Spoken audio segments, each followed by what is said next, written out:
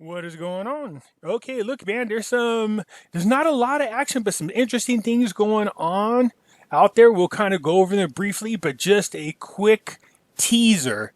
Just a quick teaser. I might possibly have, and I'm saying might possibly, we're trying to just see, we're kind of having equipment difficulties, but possibly I might have a live show tomorrow with a very, very interesting and fun guest. I'm sure some of you guys already can figure out who it is without me naming it because I don't want to spoil it. Some of you are already doing the pee dance. I told you this might happen at the beginning of the month, so we'll see. I don't want to promise anything. It's just tentatively we are trying to make this happen possibly tomorrow. Okay, so I will let you guys know in advance so that you could tune in. Now, originally, I was just going to record this. That's what I wanted to do, but I believe he wants to do this live. So you will be able to ask questions, okay? So again, we just hang tight. We're trying to get our ducks in a row and make sure that there's no technical difficulties and we can make this happen. So it looks like we might have a very interesting guest on a live show tomorrow that, as you can imagine, has a lot to get off his chest. Okay. All right. Real quick here, man. Here's what's going on. In case you don't know this, I got a Facebook group that has the same name as my YouTube channel. That's Pimpy's Investment Chat. I'll leave a link in the description. And in here, we talk about all kinds of things from the Iraqi dinar, the Zim dollar, the Vietnam dong, gold, silver, and cryptocurrencies, as well as other items. Okay, speaking of cryptocurrencies, man, this is looking really, really good. Okay, look, I told you that Bitcoin halving is coming up in May, and I felt like there's going to be a push. Looking at XRP is already at 1970. All right, it was down around 11 cents. This was ETH, which is Ethereum, which is one I watched, and I believe it was down around what 124. It is now at 171. I told you that these people, this was their last ditch effort for them to try to make a push to get Bitcoin up where it needs to be in order for it to be affordable for anybody to mine Bitcoin in the future after May, after the halving takes place. So there's been a very steady and slow growth over this last week in cryptocurrencies. So, I mean, as most of you know, I have a lot of XRP and I plan on grabbing a whole lot more here really quick, especially if this dang stimulus check gets in here. That'll be perfect timing because that might be where I push it. If it goes where I think it's going to go to, Bitcoin, which is around $14,000-$16,000, I'm anticipating at the very least, XRP getting up around 35 cents. I think it's actually going to go higher, but I'm just being conservative. And Ethereum up around 220, 240. But we will see. Look, futures on gold and silver. What the heck is going on here, man? Look at futures are moving up. Dow went up 1,600. But look at gold, man. Gold is now up at 1,700. I am not ready for this. And look at silver is back at 1,560. Dude, I want this dang stupid rate change to happen already so that I can go out and stock up on gold and silver. Man, it's starting to run before I'm ready for it. All right, as you guys know, yesterday was the auctions. There's no new ones today. The banks, I believe, are only open 2 days a week, 3 days a week. We'll watch it throughout the week, but we just know that yesterday they didn't do any cash in their auction, but they definitely sold, what was this, 245,669,143 digital dollars were auctioned off yesterday. No physical cash. Okay, so that happens only because we're in the middle of a crisis, and none of the 27 banks even wanted to part with their physical U.S. dollars. The U.S. dollar is a hot commodity when there's economical crisis. All right, so they did sell some of their digital dollars yesterday, but none today. But we'll keep an eye on this, all right? Because I told you they're doing this and why they're doing this. And Nathan, when he comes on sooner or later here, he'll be able to explain this so you guys can understand this. Okay. All right, as far as what's going on in the world of Iraq, some interesting things. First of all, real quick, this here is Bassam Kashan, who is one of the prime ministers for the Kurdish people. He is going to be staying on with the cabinet for the Zarfi's cabinet, just because he feels like, as you can see in here, keeping him aboard helps the Kurds feel comfortable about this. Them supporting Zarfi, having one of their own on there is really good. And that's what this article really is talking about, is the fact that they want to keep him on there so that he can get the support of the Kurdish people whenever they go to do their a voting of confidence in the cabinet and Zarfi as well. Now, this is weird. I started to read this, and I just want to read this to you. It says the Prime Minister designate Zarfi confirmed today, Sunday, that he visited Al-Kazami personally, announced that he will apologize for assigning him to the position of Prime Minister, while he made it clear that he is a candidate from the Iraqi MPs and not from Iranian or foreign parties. Okay, so I'm not sure why he feels he needs to apologize. I think that's really interesting. Okay, so I just, the more you read about this, the Shiites are really putting up a fight about having Zarfi in here, and you're going to find out why. Wow, we talked about this already. You know what the real fear is? These Iranian-backed puppets that are sitting there in a parliament, their biggest fear, and they do fear this guy, literally. There was an article I read in which they said Alawi was too polite, and, he wasn't liked because he was, not an Iranian puppet, but they said they actually fear Zarfi. The article went on to say they actually fear this guy. Okay, and I know in an article I told you that they fear this guy, and we're going to get into a little bit more of that here in a minute. Okay, so look, I went into this article and I thought it was interesting because it covers a lot of things really quick. All right, so let's see here. Iran faces calamity as oil prices crash amid protests and coronaviruses. So there is a hodgepodge of information here. Let's just go through it real quick.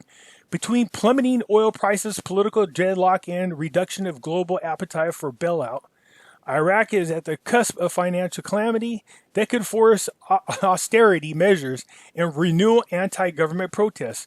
All right, and look, you can't blame the Iraqi people for protesting. Now, I did read an article several videos back that explained that the goal of Iran was to really just recruit as many of the youth as possible because they felt like right now it was a good opportunity that they were so fed up with the governments that they can convince them to join them. But this isn't just here. This type of recruitment of these Iranian militia groups started in Yemen as well as Syria and Lebanon and in Iraq. So they're going to everywhere. Thank God they started that they didn't join them, and also actually kind of rebelled against the idea.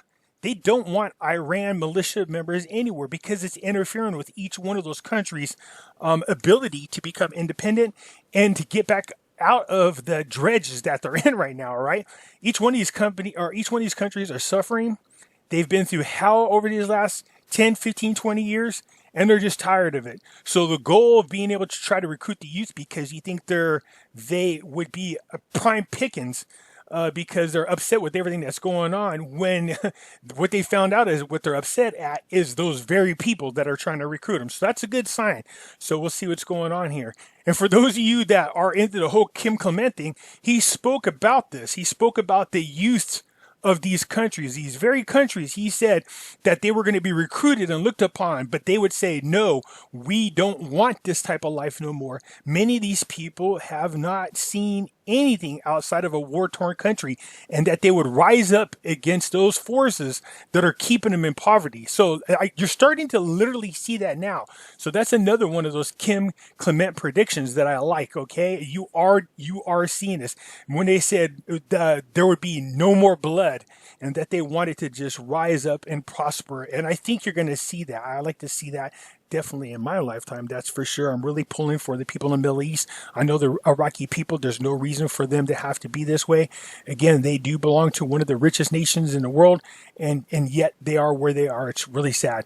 Anyways, this article goes on to talk about the Brent oil prices, where they are, and that the budget, of course, as you know, 90% of the revenues or the economy relies on oil sales. Okay, but as we go through here, they're just talking about the steps that they need to take to get themselves back on track. And they're also talking about Zarfi. So let's look at these. Okay, so the president on Tuesday named pro-Western lawmakers and former Najib, probably hacking the name up, city governor Zarfi as the prime minister. We know that, okay? The nominee came as Iraq faced two separate rocket attacks. We knew about that. So what they're doing is just recapping the years, what it is. Okay, Baghdad's on Tuesday. Drone attacks hit a military base hosting U.S.-led coalitions and NATO troops. Zarfi pledged elections within a year of forming his cabinet and vowed to respond to the demands of the protesters. Dude, I'm really pumped about this.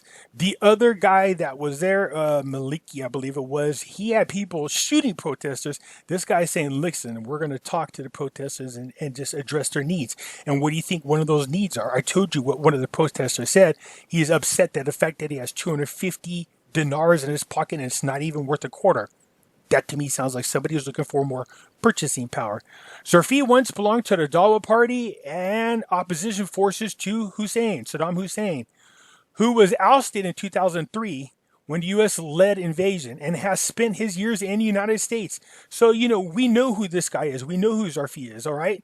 I told you he had a dual citizen. As a matter of fact, the thing goes on to talk about it. Respected as a statesman focused on improving public services and security, may hope he can shelter Iraq from the spiraling tensions between Iran and America. He will. If he could get in there and get his cabinet done and they do something about these Iranian militia people, which we already see them doing. The Iraqi forces are working with a lot of American forces and they have been really just ground and pounding the ISIS members. But look, it's not just them. We know there's Hezbollah and other groups in there. So anyways, Iraq is the second biggest crude producer in the OPEC oil cartel and typically exports around 3.5 million barrels per day.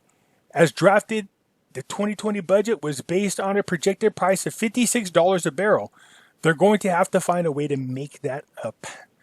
With prices slashed, Iraq's net income would drop 65% compared to this time last year, incurring a monthly deficit of $4 billion just to pay salaries and keep the government running. Now, let's see if we can collectively think of an idea that can help them make up for some of this shortfall. I know, let's increase the rate. Okay, in the current crisis, Iraq's oil revenue will struggle to break $2.5 billion per month. Okay, so appealing to the Iraqi officials to find urgent solutions. So you guys, if you don't know this already, the Saudi Arabia and Russia postponed a meeting, but then I seen an article that seemed to contradict that. And it says something along the lines that Russia has agreed to slash 10 million barrels of production. So you're getting kind of conflicting information there. And I don't know if the one article came after the other because there was no time on them. Okay, so nonetheless, it goes on to say there's some anxiety, but it's not acute. The Central Bank of Iraq Governor Al-Alaq said oil prices will not stay at this level. We know that. As a matter of fact, I'm anticipating a lot of this coronavirus crap to be over by the end of April. I have a feeling we're just going to magically get a cure sometime by the end of April. I have reasons to believe that, but let's see that I'm right. Mark this on 4/6/2020. Pimpy said that we would magically get some kind of cure that will come out by the end of the month. Okay. Nonetheless, so it goes on here. Still, Alaq said officials are closely reviewing the 2020 draft budget, one of Iraq's largest, at around 164 trillion dinars, which is 137 billion US dollars. More than 75% have been set aside for salaries and other running costs, and the rest spent on capital investments. Okay, so it goes in here, talks about the salary. It says the government employs 4 million Iraqi people plus their pensions. Okay, there was something else I wanted to show you that I thought was interesting. Oh yeah, other options including recapturing trillions of dinars from accounts in state-owned banks where ministries had stashed years of surplus funds, as well as issuing bonds to the public and rescheduling internal debt payments. So they've been stashing trillions to the side there, trillions of dinars, all right? Here's the other thing I think that's interesting. Iraq has started new talks are also underway with the IMF. We know who are going to pull the trigger. So this is the IMF. But they might not go far with an unpassed budget and no new government, he said. So this is look again. I just find it hard to believe that Iraq's going to allow. It would be a huge step backwards. I think if they don't get Zarfi in there and get his government established, it would be big. And it's not just internally that it's going to become an issue. It's going to become an international issue. Already Pompeo and the Trump administration had made some really serious threats against Iraq about dragging their butt on this. It's been well over a year.